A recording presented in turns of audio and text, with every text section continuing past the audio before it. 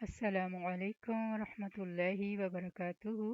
الحمد للہ جی، ہمارا چھٹے پارے کا تیسرا لیکچر ہے، اور یہ سورہ المائدہ کا آیت نمبر 6 سے 45 تک ہوگا، اور اس میں بہت سے احکامات ہیں، اور اس میں اللہ تعالیٰ نے زیادہ تر خطاب یا ایھا الذین آمنوا سے یا ایھا الذین آمنوا کہہ کے پکارا گیا ہے، اور یہ ہمیں بہت سوچنے کی بات ہے کہ اللہ تعالیٰ ہم سے بات کر رہے ہیں، تو ہمیں ان احکامات کو سننے سمجھنے اور اس پر اللہ تعالیٰ عمل کرنے کی توفیق عطا فرمائے۔ تو آج کا ہم اپنا لیکچر شروع کرتے ہیں۔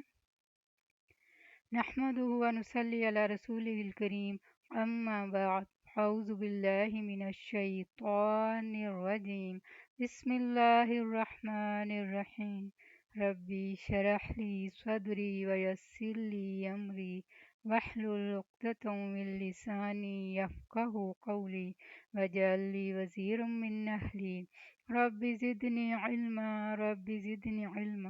اللہم فقہنا فی الدین اللہم فقہنا فی الدین اللہم انی اسألک علما نافعا عملا متقبلا ورزقا طیبا، آمین یا رب العالمین۔ اے لوگو جو ایمان لائے ہو، جب تم نماز کے لیے کھڑے ہو تو اپنے چہروں اور اپنے ہاتھوں کو کوہنیوں تک دھو لو، اور اپنے سروں کا مسح کر لو، اور اپنے پاؤں کو ٹخنوں تک دھو لو۔ یہ وضو کا طریقہ بتایا گیا ہے۔ اور اگر تم حالت جنابت میں ہو تو خوب پاک ہو جاؤ، اور اگر تم بیمار ہو یا کسی سفر پر ہو، یا تم میں سے کوئی قضائے حاجت سے واپس آیا ہو، یا تم نے عورتوں سے ملاپ کیا ہو، پھر پانی نہ پاؤ تو پاک مٹی سے تیمم کر لو، پھر اس سے اپنے چہروں اور اپنے ہاتھوں کا مسح کرو۔ اللہ تم پر کوئی تنگی نہیں کرنا چاہتا، یعنی پاکیزگی کا حکم دے کے مشکل میں نہیں ڈالا، لیکن وہ چاہتا ہے کہ تمہیں پاک کر دے۔ سبحان اللہ، اللہ اپنے بندوں کو پاک کرنا چاہتا ہے اور تم پر اپنی نعمت کو تمام کر دے تاکہ تم شکر ادا کرو۔ تو اللہ سبحانہ و تعالیٰ کا مکمل انعام یہ ہے کہ اللہ وضو کے ذریعے گناہوں کو معاف کرتا ہے، اور اچھی طرح وضو کرنا نصف ایمان ہے۔ وضو ظاہری نجاست کو بھی دور کرنے کا ذریعہ اور باطن کی گندگی بھی دور ہوتی۔ جب انسان نہا لیتا ہے نا تو بہت سے ردی خیالات اس سے چلے جاتے ہیں، اور اسی طرح دن میں 5 دفعہ اپنے آزاد ہوتا ہے تو بہت سی نیگیٹو تھنکنگ سے آزاد ہو جاتا ہے، کیونکہ ہاتھ دھوتا ہے تو ہاتھوں سے گناہ دھل گئے، ناک دھوتا ہے تو ناک کے، کلی کرتا ہے زبان کے، چہرے کے، پاؤں کے، پھر مسح کرتا ہے، اور اس طرح انسان پھر سے فریش ہو جاتا ہے، اس کے پچھلے گناہ معاف، اور اللہ کی عبادت کر کے وہ ہلکا ہو جاتا ہے۔ تو وضو اور نماز کے بڑے فائدے ہیں اگر ہم سمجھیں، اور اس کو اللہ نے اپنی نعمت کا تمام کرنا کہا ہے۔ قیامت کے دن بھی وضو کے اعضاء چمک رہے ہوں گے، اور نبی صلی اللہ علیہ وسلم اپنی امت کو ان اعضاء کے چمکنے کی وجہ سے پہچانیں گے۔ اور اللہ کی جو نعمت تم پر ہے اسے یاد کرو، اور اس کا وہ پختہ عہد بھی جو اس نے تم سے مضبوط باندھا۔ تم نے کہا کہ ہم نے سنا اور ہم نے اطاعت کی، اور اللہ سے ڈرو، بے شک اللہ سینوں کے بھید خوب جاننے والا ہے۔ یا ایھا الذین آمنوا، اے لوگو جو ایمان لائے ہو، اللہ کے لیے خوب حق پر قائم رہنے والے، انصاف کے ساتھ گواہی دینے والے بن جاؤ، اور کسی قوم کی دشمنی تمہیں اس بات پر آمادہ نہ کرے کہ تم عدل نہ کرو۔ عدل کرو، یہ تقوی سے زیادہ قریب ہے، انصاف، اور اللہ سے ڈرو، بے شک اللہ خوب خبر رکھنے والا ہے اس کی جو تم عمل کرتے ہو۔ رسول اللہ صلی اللہ علیہ وسلم نے فرمایا، بے شک عدل و انصاف کرنے والے قیامت کے دن اللہ کے ہاں نور کے ممبروں پر ہوں گے، جو رحمان کے دائیں طرف ہوں گے، اور اس کے دونوں ہاتھ دائیں ہیں۔ یہ وہ لوگ ہوں گے جو اپنے فیصلوں میں، اپنے گھر والوں میں، اور اپنے ماتحتوں یعنی سب آرڈینیٹس کے درمیان عدل کرتے ہیں، سب کے ساتھ انصاف کا معاملہ کرتے ہیں۔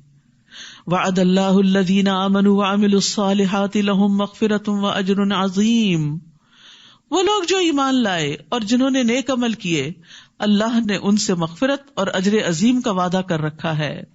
اور وہ لوگ جنہوں نے کفر کیا اور ہماری آیات کو جھٹلایا، یہی لوگ جہنم کے ساتھی ہیں۔ تو اللہ کی آیات کا انکار جو ہے وہ بہت بڑا جرم ہے۔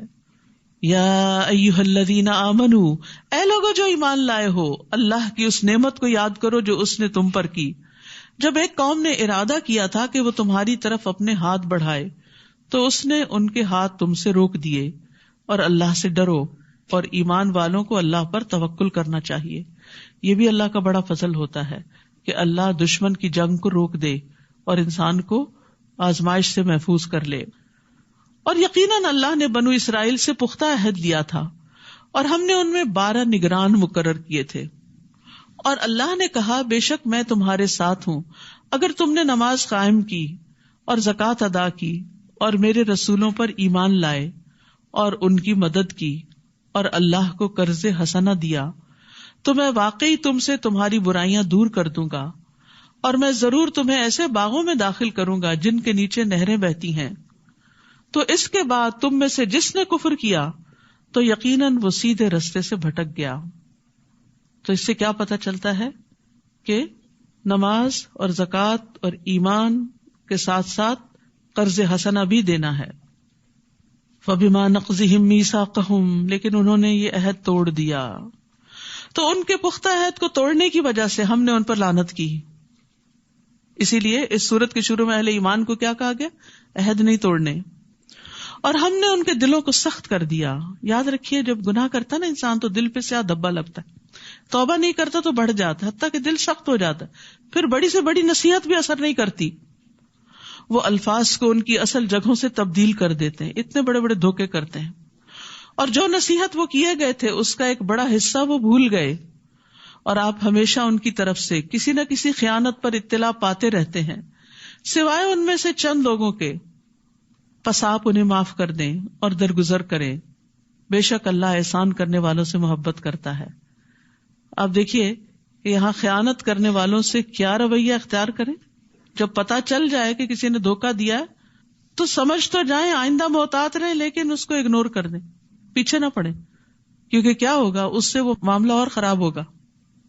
وہ جھوٹی قسم کھا لے گا میں نے یہ نہیں کیا، پھر آپ کیا کریں گے؟ تو آپ کے پاس تو کوئی دلیل یا گواہی نہیں ہوگی. تو بہتر یہی ہے کہ پھر انسان ایسی صورت میں درگزر کرے، کیونکہ اس نے دھوکہ دیا، اس نے مجھ سے جھوٹ بولا، اس نے میرے ساتھ زیادتی کی، 10 لوگوں کے خلاف دل میں ہر وقت کچھ نہ کچھ چلتا رہتا ہے. تو یہ دماغ ایک ہی ہے نا، پھر اپنے کام پہ فوکس کب ہوگا؟ نیکی کے کام کا کب سوچیں گے جب ہر وقت نیگیٹو تھنکنگ ہی اندر بھری ہوئی ہے. تو کیا کرنا چاہیے؟ جب کوئی ایسی چیز آئے اٹھا پھینکے، جھاڑے اپنے آپ کو، اپنا سفر جاری رکھے، آف لوڈ کرے اپنے آپ کو ایسی ساری غلط چیزوں سے. ان اللہ یحب المحسنین، اللہ محسنین سے محبت رکھتا ہے. اور اس آیت میں ایک بات یہ بھی پتہ چلتی ہے کہ نسوا حظا مما ذکروا بہ، کیونکہ ان کی نافرمانیوں کی وجہ سے وہ نصیحت کا ایک حصہ بھول گئے تھے. ابن مسعود کہتے ہیں کہ کبھی انسان علم کا ایک حصہ نافرمانی کی وجہ سے بھول جاتا ہے، گناہوں کی وجہ سے بھول جاتا ہے. پھر انہوں نے یہی آیت تلاوت کی.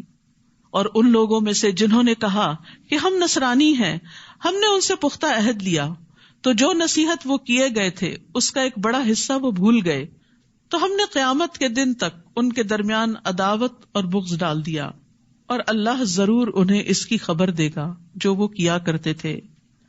اے اہل کتاب، یقیناً تمہارے پاس ہمارا رسول آ چکا ہے، یعنی محمد صلی اللہ علیہ وسلم، جو تمہارے لیے بہت سی ان چیزوں کو واضح کرتا ہے جو تم کتاب میں سے چھپاتے تھے. آپ کے آنے کے مقاصد یہ بھی تھے کہ دین کی جو تعلیمات ضائع کر دی گئی ہیں ان کو دوبارہ نئے سرے سے لوگوں کے سامنے لایا جائے. اور وہ بہت سی باتوں سے درگزر کرتا ہے. آج کا تو سارا سپارہ ہی درگزر کے بارے میں ہے، یعنی اس کی ہائی لائٹ جو ہے وہ درگزر ہے کہ دوسروں کو معاف کر دیا جائے. یعنی بڑے بڑے قصور، خیانت اور دھوکا اور جو کتاب میں سے انہوں نے چھپایا اس میں سے بھی. تحقیق تمہارے پاس اللہ کی طرف سے نور اور واضح کتاب آ چکی ہے. یہدی بہ اللہ من اتبع رضوانہ سبل السلام ویخرجہم من الظلمات الی النور بإذنہ ویہدیہم الی صراط مستقیم. اللہ اس کے ذریعے اسے سلامتی کے راستوں کی طرف ہدایت دیتا ہے جو اس کی رضامندی کی پیروی کرے، اور وہ انہیں اپنے اذن سے اندھیروں سے نکال کر روشنی کی طرف لاتا ہے اور سیدھے راستے کی طرف ان کی رہنمائی کرتا ہے. نبی صلی اللہ علیہ وسلم نے فرمایا بے شک انسان اللہ کی رضا حاصل کرتا ہے اور مسلسل اس میں لگا رہتا ہے تو اللہ تعالیٰ جبریل علیہ السلام سے فرماتا ہے کہ میرا فلاں بندہ میری رضا کی تلاش میں ہے، وہ چاہتا ہے کہ اللہ کو راضی کر دے، آگاہ رہو اس پر میری رحمت ہے. کتنی بڑی جزا ہے اس شخص کی جو اللہ کو راضی کرنے کی دوڑ دھوپ کرے. جبریل علیہ السلام کہتے ہیں فلاں آدمی پر اللہ کی رحمت ہو. حاملین عرش بھی یہی کہتے ہیں اور ان کے آس پاس کے فرشتے بھی یہی کہنے لگتے ہیں, حتیٰ کہ 7 آسمانوں والے بھی یہی کہنے لگتے ہیں. پھر یہ بات زمین پر اتار دی جاتی ہے کہ فلاں پر اللہ رحم کرے. اسی لیے آپ دیکھیں جن لوگوں نے انسانیت کی بھلائی کے بڑے بڑے کام کیے, مرنے کے بعد بھی ان کے ناموں کے ساتھ کیا لگتا ہے, رحمت اللہ علیہ. کس نے ان کے دل میں ڈالا کہ ان کے نام کے ساتھ رحمت اللہ علیہ؟ اور اگر عربی میں نہیں تو لوگ عام طور پر جو نیک کام کرنے والے ہوتے ہیں, اللہ اس پہ رحم کرے, اللہ اس سے راضی ہو, اس نے میرے لیے یہ اور یہ کیا, اس نے فلاں اچھا کام کیا. ایک دفعہ زندگی میں لی ہے نا, تھوڑی تکلیف اٹھا کے اچھے کاموں میں اپنے آپ کو لگائیں تاکہ دنیا میں بھی خیر ہو اور آخرت میں بھی خیر ہو. ورنہ صرف نفس کے پیچھے چل کے اور اپنے غیظ غضب اور اپنی منفی عادتوں کو آگے کر کے اور اس کو ہر وقت جسٹیفائی کر کے اپنے آپ کو ضائع کرنا ہے, اور یہ وقت بھی اور عمر اور مال ہر چیز گنوا کے جانے والی بات. تو اس لیے کسی نے زیادتی کی, معاف کیا, آگے چلے, اپنی طرف سے احسان کیا, اور اپنا فوکس نہیں بھولے کہ مجھے زندگی میں کیا کرنا ہے. اپنا پیشن دیکھیں کہ کیا ہے آپ کا, کوئی اچھا کام کرنے کا یا بس اسی قسم کی جھگڑوں میں پڑے رہنے کا. یعنی کس چیز کو آپ بہت شوق سے کرتے, کیا صلاحیت ہے اپنے اندر, اور پھر اس کے لیے اس کام کو اکمپلش کرنے کے لیے ایک برننگ ڈیزائر ہونی چاہیے. یہ برننگ ڈیزائر ہر فضول چیز کو جلا دیتی ہے, ختم کر دیتی ہے, اور انسان کو روشنی دکھاتی ہے اور صحیح رستے پہ رہتا ہے انسان. پھر نیکی اور خیر اور تقوی کے کاموں میں اپنے آپ کو لگائیں, اور اس کے لیے بہترین کام ہے دین کو سیکھنا, سکھانا, لوگوں کو اس طرف لانا, ان کی جگہوں تک پہنچ کر ان کی مدد کرنا, کسی نہ کسی طرح رہنمائی کریں, ان کو کنیکٹ کرتے جائیں اللہ سے. آگے کام وہ خود کریں گے, آپ کا کام صرف کنیکٹ کرنا, خیر کی بات بتائیں, جیسے بھی ان کو آپ اس چیز کی طرف لا سکیں تو ساری بھلائی آپ ہی کے لیے لکھی جائے گی. پھر فرمایا لقد کفر الذین قالوا ان اللہ هو المسیح ابن مریم, یقیناً ان لوگوں نے کفر کیا جنہوں نے کہا کہ بے شک اللہ وہی مسیح ابن مریم ہے, یعنی مسیح علیہ السلام کو الہ کا درجہ دے دیا. کہہ دیجئے تو کون اللہ کے آگے کسی چیز کا اختیار رکھتا ہے اگر اس نے ارادہ کر لیا کہ وہ مسیح ابن مریم کو اور اس کی ماں اور جو بھی زمین میں ہے سب کو ہلاک کر دے. اور اللہ ہی کے لیے ہے بادشاہت آسمانوں اور زمین کی اور جو کچھ ان دونوں کے درمیان ہے, وہ جو چاہتا ہے پیدا کرتا ہے. اللہ ہر چیز پر خوب قدرت رکھنے والا ہے. یعنی اللہ نے عیسیٰ علیہ السلام کو بن باپ کے پیدا کیا تو وہ ایسا کر سکتا ہے. اس کا یہ مطلب نہیں کہ وہ خود اس کا باپ ہے, نعوذ باللہ, ایسا کچھ نہیں ہے. اور ان کی معجزانہ ولادت کا یہ مطلب بھی نہیں کہ اللہ نے ان کو معبود بنا دیا کہ تم ان کی عبادت کرنے لگو یا ان کے بارے میں غلو کرو, حد سے بڑھ جاؤ ان کی عقیدت میں. اور یہود و نصارہ نے کہا کہ ہم اللہ کے بیٹے اور اس کے محبوب ہیں. کہہ دیجئے پھر وہ کیوں تمہیں تمہارے گناہوں کی وجہ سے عذاب دیتا ہے, بلکہ تم ایک انسان ہو ان میں سے جنہیں اس نے پیدا کیا, یعنی تم بھی دوسرے انسانوں کی طرح انسان ہو. وہ جسے چاہے گا بخش دے گا اور جسے چاہے گا عذاب دے گا. بہت ڈرنے والی بات ہے. تو جو مومن ہوتا ہے وہ کبھی اللہ کے عذاب سے بے خوف نہیں ہوتا, وہ فکر کرتا رہتا ہے, وہ اپنی نیکیوں کو بڑی چیز نہیں سمجھتا. اور اللہ ہی کے لیے ہے بادشاہت آسمانوں اور زمین کی اور جو ان دونوں کے درمیان ہے, اور اسی کی طرف لوٹنا ہے. تو یاد رکھیے اللہ کی محبت محض تمنا کرنے سے نہیں ملتی بلکہ ان کاموں سے ملتی ہے جنہیں وہ پسند کرتا ہے.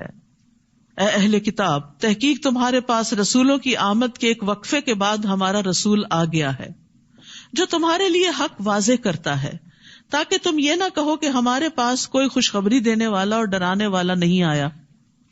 تو یقیناً تمہارے پاس خوشخبری دینے والا اور ڈرانے والا آ چکا ہے, اور اللہ ہر چیز پر خوب قدرت رکھنے والا ہے.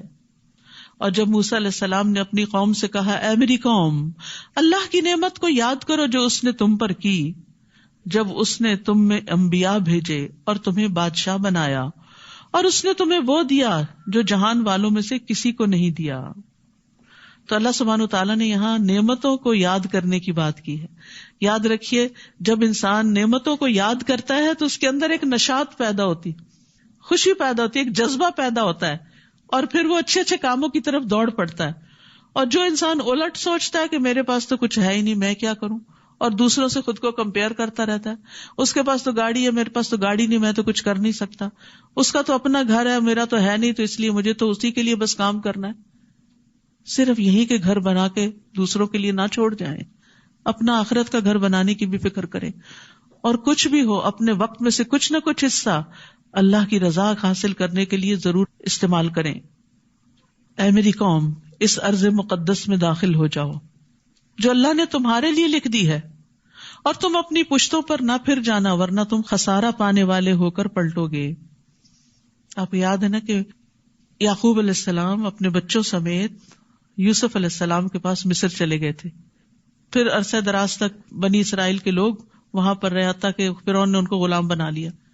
پھر اللہ سبحانہ وتعالیٰ نے فرعون کی غلامی سے موسیٰ علیہ السلام کی قیادت میں ان کو آزاد کیا, نجات ملی. تو اب حکم کیا ہوا کہ تم اپنی اصل زمین پہ واپس جاؤ, یعنی بیت المقدس میں. لیکن وہاں ان کی عدم موجودگی میں اور قوموں نے قبضہ کر لیا تھا. تو اب یہ کہنے لگے, قالوا یا موسیٰ ان فیہا قوما جبارین, انہوں نے کہا اے موسیٰ اس میں بڑے جابر لوگوں کی قوم ہے, اور بے شک ہم اس میں ہرگز داخل نہ ہوں گے یہاں تک کہ وہ اس سے نکل جائیں. وہ چلے جائیں تو ہم جائیں گے, پھر اگر وہ اس سے نکل جائیں تو یقیناً ہم داخل ہونے والے. ہم نے کوئی نہیں محنت کرنی, کام کرنا, ہم سے نہیں نکالے جاتے وہ. اور جو لوگ نافرمانی سے ڈرتے تھے ان میں سے 2 آدمیوں نے جن پر اللہ نے انعام کیا تھا, وہ کہنے لگے تم ان پر دروازے سے داخل ہو جاؤ, پھر جب تم اس میں داخل ہو جاؤ گے تو یقیناً تم ہی غالب آ جاؤ. کہتے ہیں نا کہ جو دروازہ کھٹکھٹائے اس کے لیے دروازہ کھول دیا جاتا ہے. جو پہلے ڈر کے بیٹھ جائے, نہیں میں نے نہیں کھٹکھٹانا, پتہ نہیں کھلے گا کہ نہیں کھلے گا, اور میرے لیے بڑا مشکل ہے وہاں تک جانا کہ جا کے میں کھٹکھٹاؤں. تو جو شخص محنت نہیں کرتا, کوشش نہیں کرتا, اس کے لیے دروازے نہیں کھلتے. یہ بڑا اہم اصول یہاں پر بتایا گیا ہے کہ دروازے میں داخل ہو جاؤ, جب داخل ہو جاؤ گے تو غالب آ جاؤ گے. بہت باتیں مت سوچو, کام شروع کر دو, جب شروع کر دو گے تو اللہ تعالیٰ منزل تک بھی پہنچا دے گا, جو چاہتے ہو مل جائے گا. لیکن پہلے سے اگر انسان منفی سوچے یہ پروجیکٹ میں شروع کروں کہ نہ, یہ کلاس میں جوائن کروں کہ نہ, یہ خیر کا کام پتہ نہیں کوئی میری مدد کرے گا یا نہیں, کوئی ساتھ دے گا کہ نہیں, شروع تو کرو. کہتے نا کہ تنہائی چلا تھا میں اور پھر قافلہ بنتا گیا. یعنی بعض اوقات اکیلا ایک انسان انیشیٹو لیتا ہے کسی ایک کام کو کرنے کا, کوئی ایک انسان مشورہ دے دیتا ہے کسی کام کو کرنے کا, اور پھر کیا ہوتا ہے جب وہ آگے چل پڑتا ہے تو بہت سارے لوگ اس قافلے میں شریک ہو جاتے ہیں.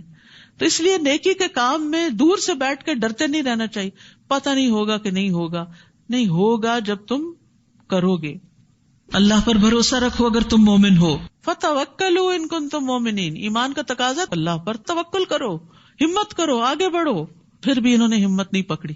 انہوں نے کہا موسیٰ بے شک ہم ہرگز کبھی بھی اس میں داخل نہ ہوں گے جب تک وہ اس میں رہیں گے, ہم نے نہیں جانا, ہمیں ڈر لگتا ہے. لہٰذا جاؤ تم اور تمہارا رب دونوں جنگ کرو, بے شک ہم تو یہیں بیٹھنے والے ہیں. سبحان اللہ. بنی اسرائیل نے اپنے پیغمبر کو یہ جواب دی, اور انصار نے کیا جواب دیا تھا کہ آپ ہمیں کہیں گے سمندر میں کود پڑو تو ہم آپ کے ساتھ ہیں, ہم سب کچھ قربان کرنے کو تیار ہیں. تو یہی فرق ہے بنی اسرائیل میں اور صحابہ کرام میں, اور پھر نتیجے کے اعتبار سے بھی یہی فرق ہوا کہ ایک امت کہاں پہنچ گئی. تو دین کے لیے ہمیشہ قربانیاں کرنی پڑتی ہیں, اور جو کرتے ہیں وہ کامیاب ہو جاتے ہیں. اس لیے اللہ کی خاطر کچھ قربان کرنے سے کبھی نہ گھبرائیں, اور یہ نہ کریں کہ صرف اللہ ہی کر دے اور کوئی اور کر دے تو پھر جب کوئی اور کر لے گا تو میں بھی شریک ہو جاؤں گا اس قافلے میں, پھر تو آپ بیک بینچرز ہیں, پیچھے رہ جانے والے ہیں.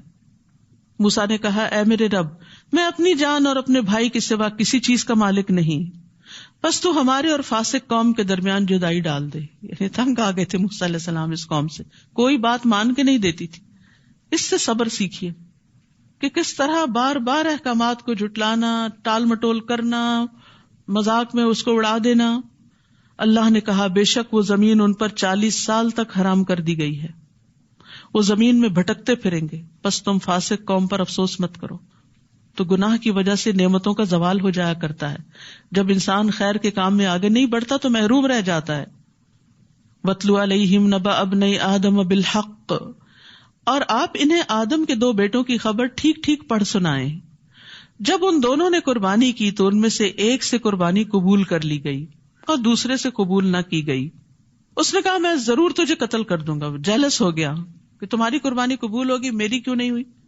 پہلے نے کہا اللہ تو صرف تقوی والوں سے ہی قبول کرتا ہے. نیک کام کس کے قبول ہوتے ہیں؟ جس کے دل میں خدا ترسی ہوتی ہے، تقوی ہوتا ہے. تقوی عمل میں بھی ہوتا ہے اور تقوی ارادوں میں بھی ہوتا ہے. تو اعمال میں تقوی اللہ کی رحمت ہوتی ہے. اگر تو نے مجھے قتل کرنے کے لیے میری طرف اپنا ہاتھ بڑھایا تو میں تمہیں قتل کرنے کے لیے تمہاری طرف اپنا ہاتھ نہیں بڑھاؤں گا، کیونکہ میں اللہ سے ڈرتا ہوں، میں زیادتی نہیں کروں گا جو رب ہے تمام جہانوں کا. بے شک میں تو چاہتا ہوں کہ تو میرے اور اپنے گناہ کے ساتھ پلٹے، پھر تو آگ کے ساتھیوں میں شامل ہو جائے، اور ظالموں کا یہی بدلہ ہے. یعنی اس کو ڈرایا دھمکایا، یہ نہیں کہ بددعا دے رہا کہ تم جہنم میں جاؤ، بلکہ دیکھو میں نہیں کروں گا، اگر تم نے کیا تو تمہارا یہ انجام ہو جائے گا.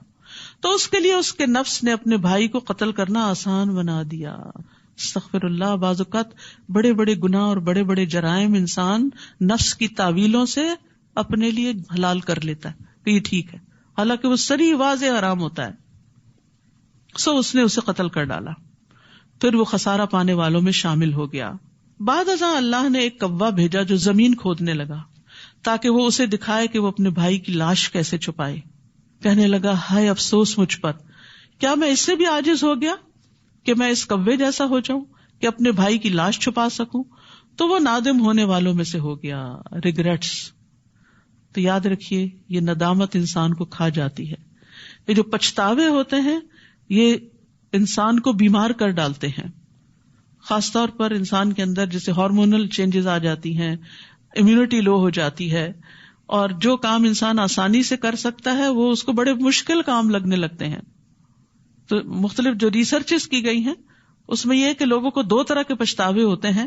ایک یہ کہ انہوں نے کوئی کام کرنا تھا اور نہیں کیا، اپرچونٹی کھو دی تو اس پر پچھتاوا، اور دوسرا کچھ نہیں کرنا چاہیے تھا اور انہوں نے غلط کر لیا. تو یاد رکھیے پچھتاووں سے نکلیں، ریگریٹ سے باہر آئیں. جب ہم قرآن پڑھتے ہیں یا نیکی کو کوئی کام تو پھر ہم کہتے ہیں افسوس کہ میں نے یہ نہ کیا، کاش میں اس وقت کر لیتی جب میں ینگ تھی. کاش سے باہر نکلیں. جو وقت گزر گیا وہ واپس نہیں آنے کا.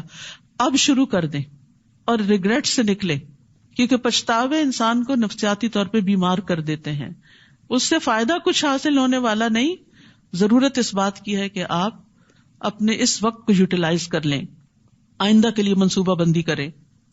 یہی وجہ ہے کہ ہم نے بنی اسرائیل پر فرض کر دیا کہ جس نے کسی جان کو کسی جان کے بدلے کے بغیر قتل کیا یا زمین میں فساد کے بغیر قتل کیا تو گویا اس نے تمام انسانوں کو قتل کر دیا، اور جس نے اس کی زندگی بچائی تو گویا اس نے تمام انسانوں کی زندگی بچائی. ایک جان بچانا گویا سارے انسانوں کو بچانا. اتنا بڑا ثواب ہے. البتہ تحقیق ان کے پاس ہمارے رسول واضح نشانیاں لے کر آئے، پھر بھی اس کے بعد بہت سے لوگ البتہ زمین میں زیادتی کرنے والے ہیں. بے شک وہ لوگ جو اللہ اور اس کے رسول سے جنگ کرتے ہیں اور زمین میں فساد کے لیے دوڑ دھوپ کرتے ہیں، ان کا بدلہ یہی ہے کہ وہ قتل کر دیے جائیں یا سولی چڑھا دیے جائیں یا ان کے ہاتھ اور پاؤں مخالف سمت سے کاٹ دیے جائیں یا اس سرزمین سے نکال دیے جائیں. یہ ان کے لیے دنیا میں رسوائی ہے اور آخرت میں ان کے لیے بہت بڑا عذاب ہے. ہاں وہ لوگ اس سے مستثنا ہیں جو تمہارے ان پر قابو پانے سے پہلے ہی توبہ کر چکے، جیسے مکہ والوں میں سے بہت سے لوگوں نے اس دن اسلام قبول کر لیا، آپ نے بھی ان کو معاف کر دیا. تو جان لو کہ اللہ بہت بخشنے والا نہایت رحم کرنے والا ہے. اے لوگو جو ایمان لائے ہو اللہ سے ڈرو اور اس کی طرف قرب کا وسیلہ تلاش کرو اور اس کی راہ میں جہاد کرو تاکہ تم فلاح پا جاؤ. یعنی اللہ کے قریب ہونے کے بہانے تلاش کرو، ذریعے تلاش کرو. وہ کیا ہے؟ نیکی کے کام. جیسے نماز قرب کا ذریعہ ہے. رسول اللہ صلی اللہ علیہ وسلم نے فرمایا اے کعب نماز قربت کا ذریعہ ہے، سجدہ قربت کا ذریعہ ہے. یعنی اگر وسیلہ تلاش کرنا ہے تو کسی اور انسان کو پکڑ کے بیچ میں نہیں لاؤ، نیکیوں کی کثرت کرو، اپنے نیک اعمال کا وسیلہ بناؤ. جیسے وہ غار میں پھنسنے والوں نے نیک اعمال کا وسیلہ بنا کر دعا کی تھی تو ان کی دعا قبول ہوئی اور وہ غار سے باہر آ گئے. قرآن سے تعلق اللہ کے قرب کا ذریعہ ہے. رسول اللہ صلی اللہ علیہ وسلم نے فرمایا بے شک کچھ لوگ اللہ والے ہیں. صحابہ نے عرض کیا اللہ کے رسول وہ کون ہیں؟ آپ نے فرمایا قرآن والے اہل اللہ اور اس کے خاص لوگ ہیں. اسی طرح رات کے آخری حصے میں بندہ اپنے رب سے بہت قریب ہوتا ہے. تہجد کا وقت، اگر تم اس وقت اللہ کا ذکر کرنے والوں میں سے ہو سکو تو ایسا کر لیا کرو. پھر فرمایا بے شک وہ لوگ جنہوں نے کفر کیا اگر ان کے لیے زمین میں جو کچھ ہے سارے کا سارا ہو اور اس کے ساتھ اتنا اور بھی ہو تاکہ وہ اس کے ذریعے قیامت کے دن عذاب سے بچنے کے لیے معاوضے میں دے دیں تو وہ ان سے قبول نہ کیا جائے گا اور ان کے لیے دردناک عذاب ہے. وہ چاہیں گے کہ آگ سے نکل جائیں لیکن وہ اس سے نکلنے والے نہیں، اور ان کے لیے قائم رہنے والا عذاب ہے. اور چور مرد اور چور عورت، پس ان دونوں کے ہاتھ کاٹ دو. یہ بدلہ ہے اس کا جو ان دونوں نے کمایا. اللہ کی طرف سے عبرتناک سزا ہے اور اللہ بہت زبردست خوب حکمت والا ہے. یعنی اللہ کی کوئی حکمت ہے کہ اتنی سخت سزا رکھی گئی تاکہ لوگوں کے مال محفوظ رہیں.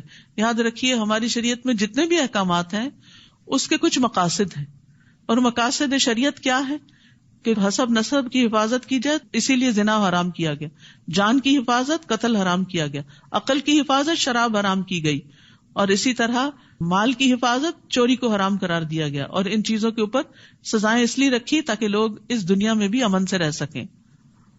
تو جو کوئی اپنے ظلم کے بعد توبہ کر لے اور اصلاح کر لے تو یقیناً اللہ اس پر مہربان ہوگا. بے شک اللہ بہت بخشنے والا بہت رحم کرنے والا ہے. کیا تمہیں علم نہیں کہ بے شک اللہ ہی کے لیے ہے بادشاہت آسمانوں اور زمین کی؟ وہ جسے چاہتا ہے عذاب دیتا ہے اور جسے چاہتا ہے بخش دیتا ہے، اور اللہ ہر چیز پر خوب قدرت رکھنے والا ہے.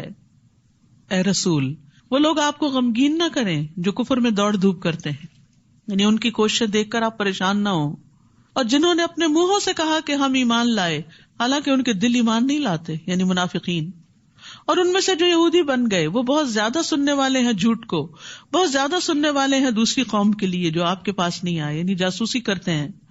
وہ الفاظ کو ان کی جگہ مقرر ہونے کے باوجود بدل دیتے ہیں، تحریف کرتے ہیں. وہ کہتے ہیں اگر تم یہ حکم دیے جاؤ تو اسے لے لو، اور اگر تم یہ حکم نہ دیے جاؤ تو بچو. اور اللہ جس کی آزمائش کا ارادہ کر لے تو آپ اسے اللہ سے بچانے کا کچھ بھی اختیار نہیں رکھتے. یہی وہ لوگ ہیں کہ اللہ نہیں چاہتا کہ ان کے دلوں کو پاک کرے، جن کے دلوں میں کھوٹ ہوتا ہے اور وہ دھوکہ دیتے ہیں اور پیغمبر کو تکلیف دیتے ہیں، پھر اللہ تعالیٰ ان سے بدلہ لیتا ہے.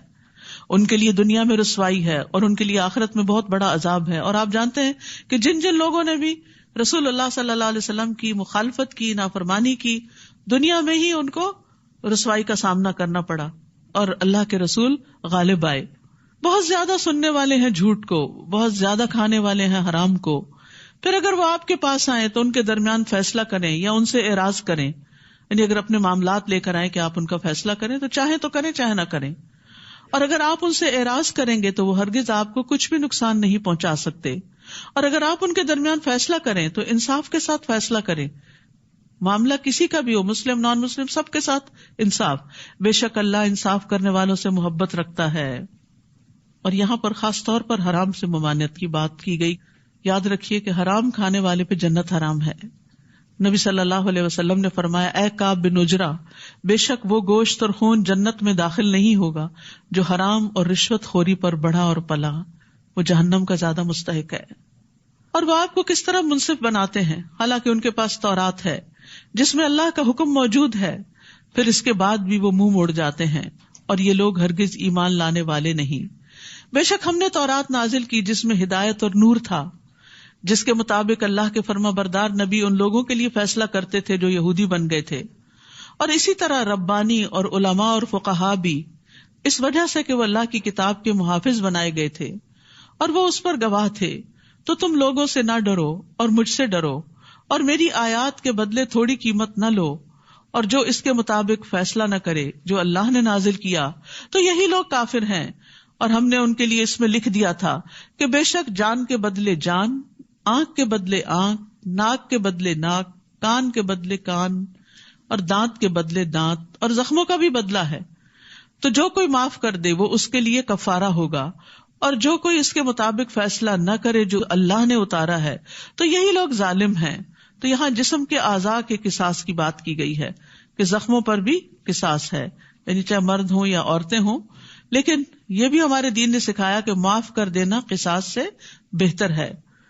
انس بن مالک کہتے ہیں، میں نے دیکھا کہ نبی صلی اللہ علیہ وسلم کے پاس جب بھی کوئی ایسا مقدمہ لایا جاتا جس میں قصاص ہوتا تو آپ اس معاملے میں معاف کرنے کا حکم دیتے کہ اس کی جان چلی گئی ہے اب تم اس کی جان بخش دو، یا اس کا ہاتھ کٹ گیا تو تم اس کا ہاتھ چھوڑ دو. یعنی معاف کرنے کی تلقین کرتے تھے. پھر معاف کرنے کی بات، رسول اللہ صلی اللہ علیہ وسلم نے فرمایا جو بندہ کسی کے ظلم کو معاف کرے گا اللہ قیامت کے دن اس کی عزت بڑھا دے گا. وہ عزت تو ہمیشہ کے لیے نا.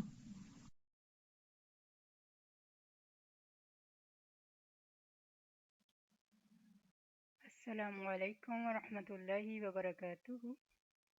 الحمد للہ ہم قرآن پاک کی آیات کے ساتھ ساتھ اپنے پیارے نبی حضرت محمد صلی اللہ علیہ وآلہ وسلم کی احادیث کو بھی جان رہے ہیں، اور یہ ایک ساتھ یعنی ایک قرآن، اس میں رواں ترجمہ اور مختصر تفسیر ہے، اور جس میں ساتھ ساتھ بہت سی احادیث کا بھی ہمیں پتہ چلتا ہے. اور اس سورہ معاہدہ میں ہم نے بہت سارے احکامات جانے، جس میں اور بہت ساری حدود کو جانا. اور اللہ تعالیٰ ہمیں ان حدود پر خوش دلی سے رکنے کی توفیق عطا فرمائے، اور اللہ تعالیٰ اس قرآن پاک کو ہماری زندگیوں میں شامل فرما دے، اور ہمارے دلوں کا نور بنا دے، اور ہماری قبر کا بہترین ساتھی بنا دے، اور ہم حشر کے میدان کا بہترین سفارشی بنا دے. سبحانک اللہم و بحمدک، اشہد ان لا الہ الا انت، استغفرک و اتوب الیک. السلام علیکم ورحمۃ اللہ وبرکاتہ. جزاک اللہ خیر.